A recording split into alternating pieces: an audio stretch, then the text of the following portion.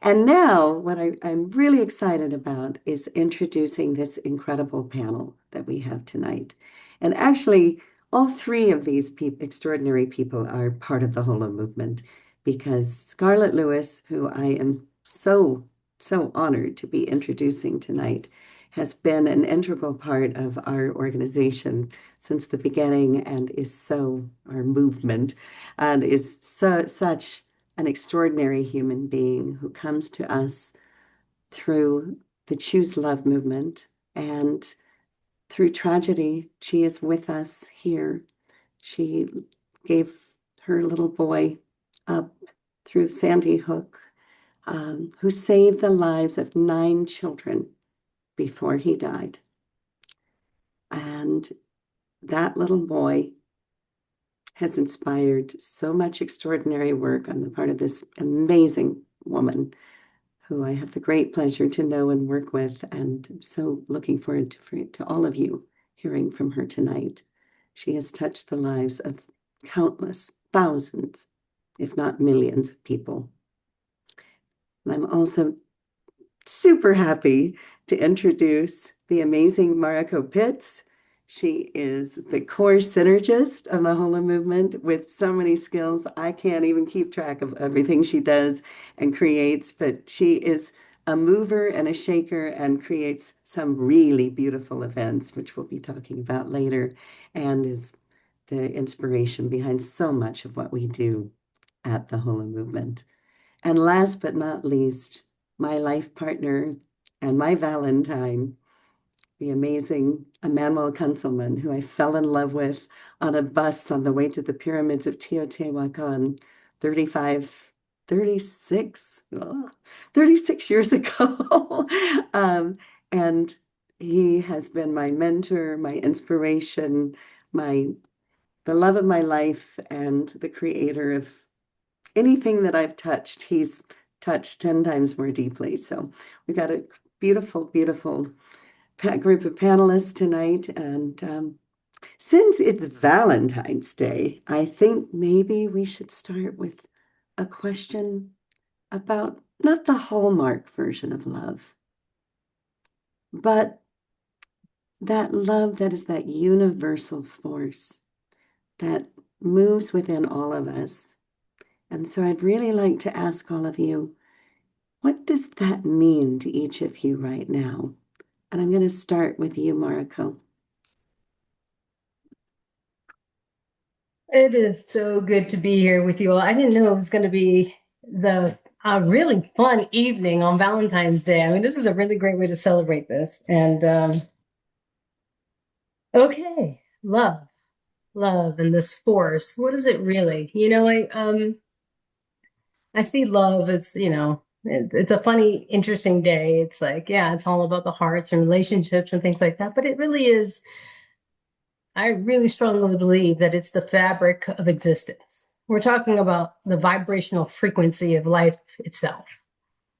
And if we if people really have the education and understanding of what that means and how to utilize love and as a force. Like when you're in love, what happens when you're in love? It's just like natural. It's like breathing. Like you breathe in, you breathe out. You inhale, you exhale. It's action. There's a conscious action. There's something there's a ripple effect that happens immediately when you're in that love frequency.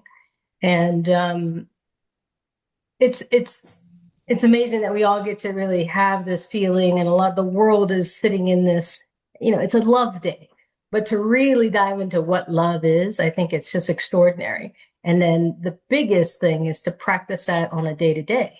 Like, how do we be in love, and then more of the time? And that's a choice. And love is just a choice every moment. And I think that's the biggest thing out of the takeaway out of anything. The power that we have as beings here is that we get to choose in every moment love and have the ripple effect. Here. That's beautiful, Mariko. So beautiful.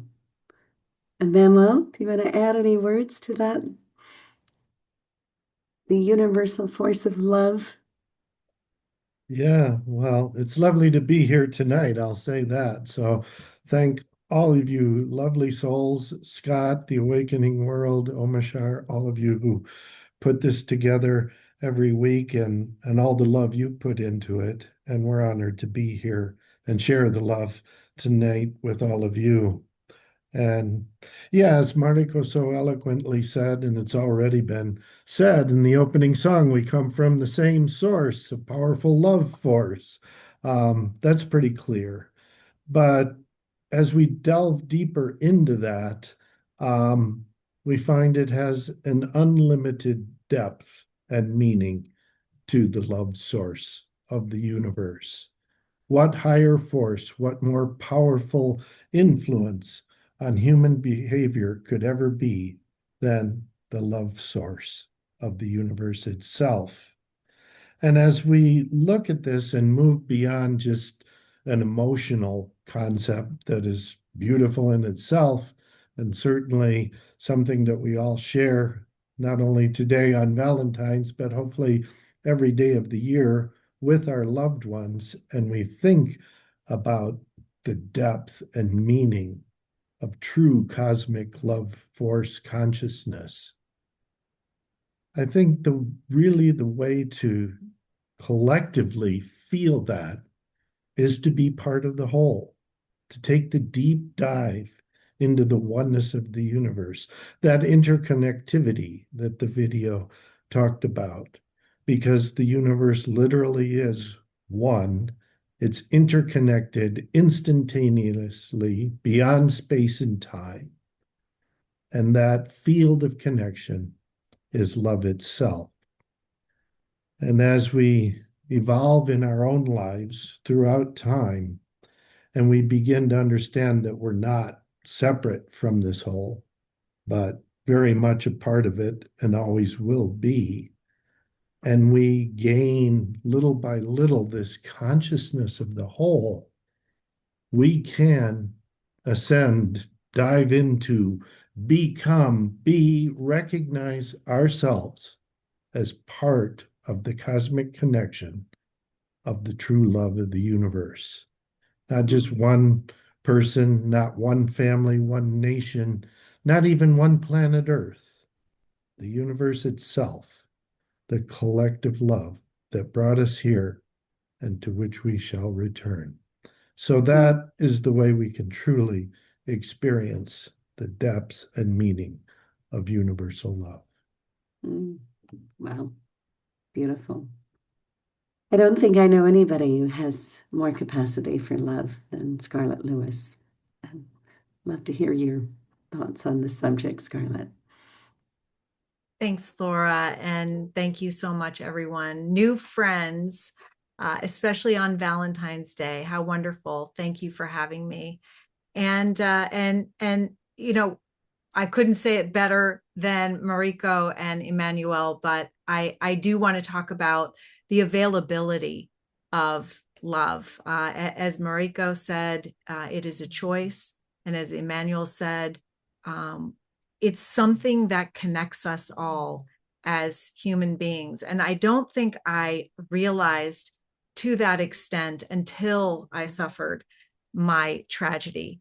I will tell you that I came home after that day, having my 6-year-old son murdered in his first grade classroom, and found a message that he had left on my kitchen chalkboard. He had written sometime shortly before 3 words: nurturing, healing, love. And I have to say, it was like a lightning bolt that went through me. I realized that love was the solution for everything, for my own personal healing. It was something that I realized in the moment, that the young man that perpetrated the crime was lacking. And when we don't have love, connection, and belonging, we suffer. And the fact of the matter is, as Mariko said, it's a choice, and available to all of us. This is why I created this formula here a lot for myself and my older son.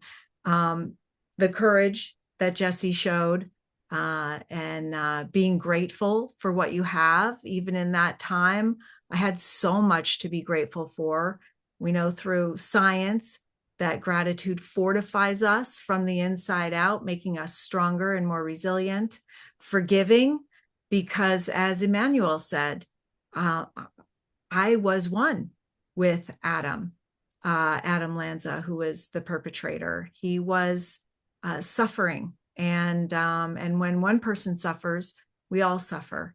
And so forgiving him from having pain and having no other understanding or skills but to release that pain onto other people, I was able to release my own pain, and then compassion for him and for those like him, for myself, and also being able to share what I've learned with the world. I just want to reiterate the availability, that it's always there, that it connects everything.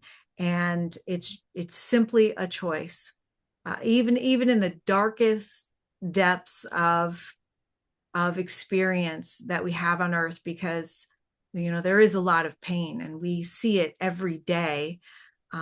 There's always love that's available to counteract the anger and the hatred, all a mask for fear.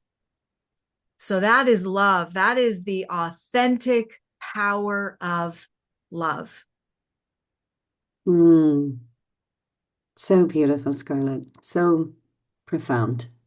And I'd love to stay with you for just a minute and to talk about, you have the most compelling and moving story of anyone I know. And when I think about you and the work that you're doing in the world, what do you see as the greatest barriers to finding love in people's hearts? When you work in the schools, when you work with prisons, when you work with businesses, when you get the phone calls from the schools that ask you to talk to the shooters, what is that barrier? What is it that you see? Well, in one word, it's fear, for sure. I think we and we even experienced it, ourselves, following the tragedy, going back into the schools, fear of other people and their pain and what they're going through, and believing that there is separation, and that we're not worthy, and that we're not enough, not only to sit with someone's pain, but the people in pain are feeling the same thing.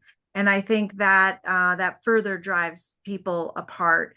And I truly believe that if we can be able to identify the light of humanity that is within all of us, shining bright, and be present for it, pay attention to it, pull that out of each other, because it's there. Even if we put on a gruff exterior armor, a mask, because we don't feel our worth. I believe if we had the courage to be with other people in pain, we could understand that they're not so different from us, that we too feel pain, and actually pain is an incredible connector. And I think that it's very overlooked. There are lots of lessons and opportunities for growth from pain. And I have credibility when I say that.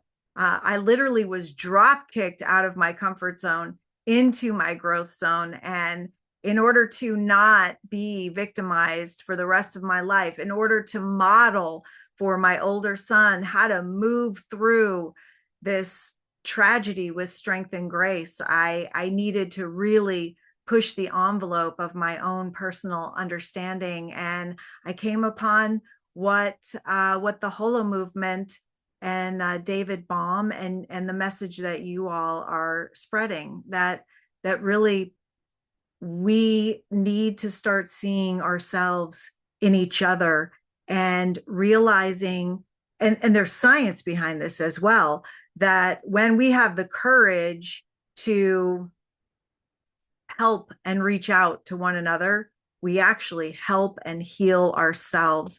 Imagine a world that understands that. And that's exactly what we're teaching in classrooms and prisons.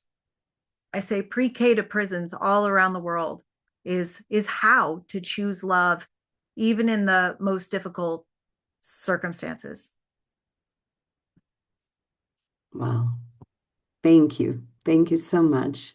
So speaking of Bohm, I want to move to you, Emmanuel, and to talk about, if you talk to us about how this theory of the implicate and the explicate and the holo movement between the two, how is that tied together by love? And how can we manifest that in our daily lives? Thank you, Laura. Yeah, just a few words about David Bohm and his theory of quantum physics that he first proposed over 70 years ago now, in 1951. Um, Bohm took a new approach to understanding physics, and he realized that the physical world that we can see, measure, sense, is just a fraction of the energy in the universe. Today, we know that it may only be 5 to 7% of the energy in the universe that we can measure or study. And Bohm came to the conclusion then that there must be this enormous quantum field that is yet undiscovered, guiding everything in the universe. And he called that field the implicate order. And he said that is where the universe is coded with information, that a wave comes out of the implicate order and manifests itself as the explicate order, the real world that we live in today. And thus there were immense hidden variables that had to be somehow taken into account to give a plausible explanation of the nature of the universe. The hidden variables, the quantum field, the implicate order. And it was also shown in his original theory that in order to do this, the notion of entanglement or non-locality had to work to make this field be able to influence everything at all times. And later, and the quantum physicists that were mentioned in that video, there were 3 of them that got the Nobel Prize in 2022, which was the year that inspired the book we wrote about the Holomovement and launching it, because it proved without any doubt that interconnectivity is real, beyond space and time, instantaneous communication with the core source of the universe, with our hearts and souls. Now, Bohm himself never really waxed so lovingly as to say that that implicate order source was love, but I'm sure he felt that way. And in his later life, his work with Krishnamurti and the Dalai Lama and consciousness studies, he understood that and felt it very clearly. So, we have this implicate, explicate, and it sounds somewhat dualistic, but Bohm, the main thing he said in his whole life was dedicated to the notion of physics as undivided wholeness, a universal flow of oneness. That is the true nature of the universe. And then Bohm, in his book, Wholeness in the Implicate Order, pondered, so how does that become one and is not dualistic? And he said there is a constant interweaving flow between the implicate and the explicate. And he coined the term Holomovement. So it is our connection to the source and the source to us. And we flow back and forth. And it is our mission in life to do everything we can to better understand how this flow works for all of us so we can share it with others. So that is, in practical terms, what we're doing here is we're tracking the flow of the whole, bringing it home in our hearts, and then sharing it out with others to create a grand human community of oneness and sharing the love across all dimensions, space, and time in an instant, in this moment, here and now. It's beautiful. Interconnectivity is real. That's so beautiful. I want to go to Mariko. Mariko, as a core catalyst of the Holomovement, you're working at the intersection of community, coherence, and collaboration. How do you help people move from love to embodying that in their daily action? What are you doing? Well, thank you for that question. There's a lot of ways to go at that, but I do think it really, even what Emmanuel was just discussing around the implicate and explicit, it really does start within. And before community in a field is expressed or there's harmony and coherence, you really have to choose love. And I keep coming back to that. It is a choosing every moment. And I think if more people were educated and they understand what we're talking about when we say, what is love? There are biological things that are happening when you're in the frequency of love. I mean, coherence, the heart is smoother and its beat, heart rate variability is stronger, inflammation is down. Literally, if you actually know what is happening when you're in the feeling of love, these are things that are measured. How amazing it is, how healthy your immune system is, cortisol is down. These things, people would be like, why am I not doing this all the time? Because when you're in that, you're literally in your highest potential, and then you're radiating your higher potential. And people don't realize that literally it's all connected. And when I'm choosing in that moment to be in love, I am radiating love, and then connections are stronger, coherence is stronger, fields are stronger. And so in the Holomovement, it really is about first that practice. And then it's like, okay, really, are you in a spiritual practice? Are you in love? Can you be love, then radiate more love, and then move into collaboration with others, build community. But to be and to envision, we all have these amazing visions of what the world could be like if we're in love more of the time. Well, we have to practice being in love more of the time.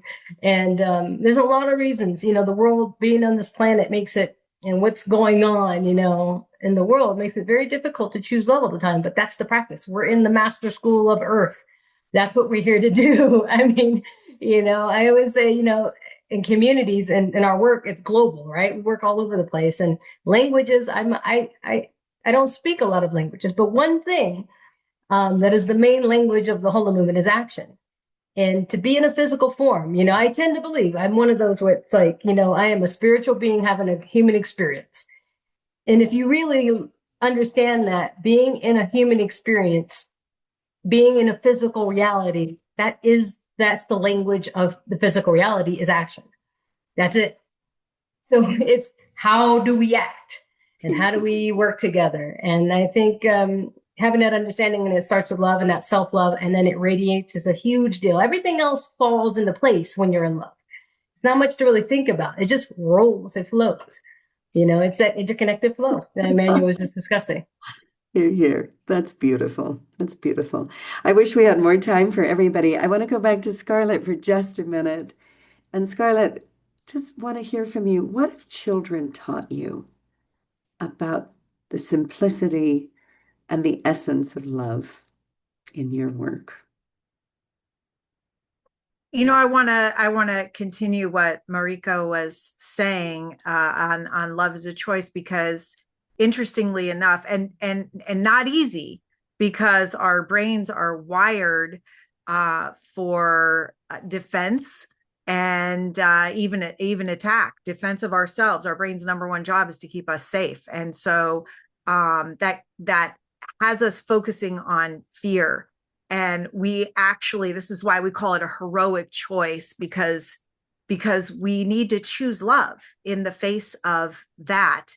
And it's funny because I'll tell you just a little incident. When I go in and I talk to really young kids and I ask them, what do you think that somebody who's being mean feels? They say sad, tired, hungry, Mm, this innate compassion, because we're not born with fear. We learn fear. So you get them really young and they just understand this. mm, And I have to wonder, all of our experiences and all of our hurts, and they just pile up, and the fear that we're taught, the fear that we gain, to the time when we're adults and we look at somebody's behavior or how they look, and we're judging them, and we're considering them separate from us, different than we are. And so working with kids is a beautiful thing, because it reminds me that is who we really are. We were born understanding what David Bohm showed us, and began to understand that we are one. We can move away from that when we get older. And then, of course, we join together in groups like this and try to relearn how to understand that truly love is a choice and always available to us, and that it's our true essence. Our true essence is this, what you saw on Mariko's face when she was explaining what you feel. And I will just add that love is not just a feeling, it is also an ability. It is an ability that we can learn. We can learn to hate. We're not born hating. We learn to hate. And if we can learn to hate, we can be taught to love. And it happens to be an ability that can be strengthened over time. And so, and I will tell you that there isn't mastery. It is just a continuous effort. And of course, the outcome is very much worth it. mm. Hear, hear. Yeah, it is so worth it, isn't it? It's the most important thing for all of us. And I wish we could talk much longer, but I want to thank Emanuel, Scarlett, and Mariko for their wisdom, for their grace, for their love, for their commitment to the work that they carry out in the world, and just to say an enormous thanks. And we're going to have a chance